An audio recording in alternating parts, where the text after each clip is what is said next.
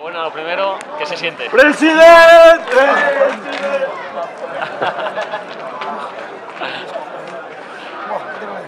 Sufrimiento aquí, 2 años, no solo hoy, 2 años. El destino grande nos llevó una tanda de penaltis con 2 menos y acabar ganando con nuestra gente en casa, en nuestro campo, contra un equipo muy poderoso. A veces, mira, la humildad, el trabajo tiene recompensa. ¿Cómo se ha sufrido, Mucho, increíble.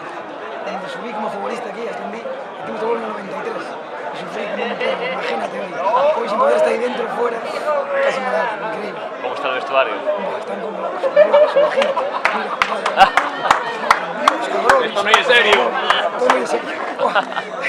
No pasa nada, que ya es de tazones, y es de agua. ¡Vamos a echar la última, joder! Y ahora ya es segunda división B. ¿Ahora qué hacemos? Voy a disfrutar. Mañana hay que plantearse muchas cosas. Muchísimas gracias, felicidades. Muchas gracias. Venga, gracias.